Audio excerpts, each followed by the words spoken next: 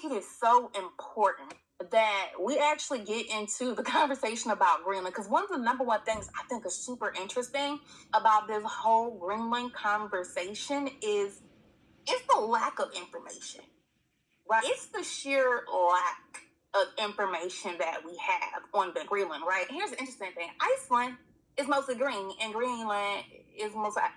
And look, no fault of our own, right? But ignorance, I think, allowed them to get away with certain concepts. And we're going to get into statistics, and I'm going to explain why.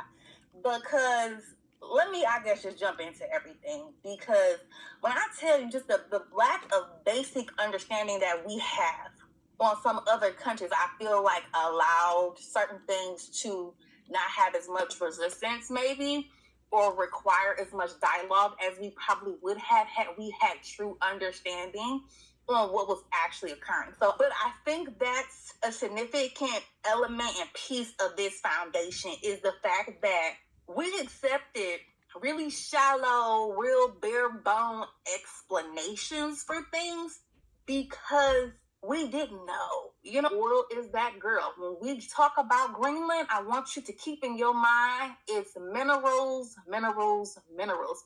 It's the tradable element that's really driving this conversation in ways I don't think that people are understanding. And we see this happen in other places as well.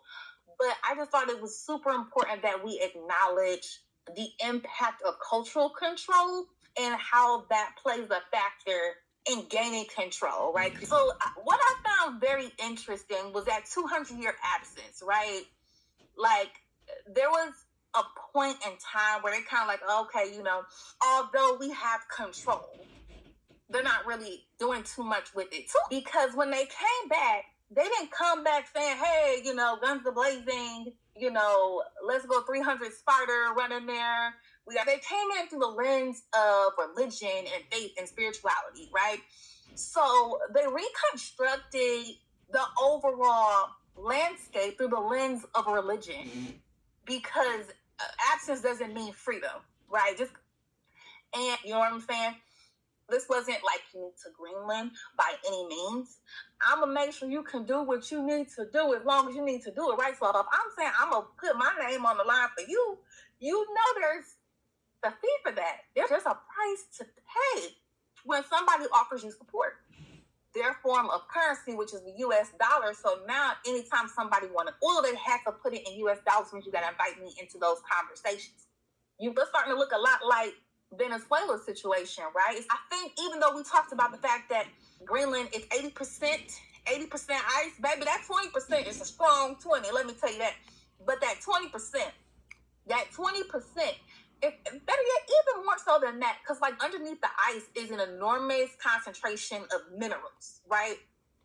So I just wanted to say right here on the slide, like, if yesterday's conversation of who's a hot girl, what's the baddie in the conversation, what is the hot commodity, if that was oil, and but if we're saying what is the thing today, what is the thing that's coming up, it is certainly minerals. And it's not like you can just go ahead with most of these minerals and just recreate them. So once they get used, it's been used up. So it kind of explains, in my opinion, why there's so much pressure. Like, once again, these minerals are also relevant to weaponry, right? So all that good jazz, right?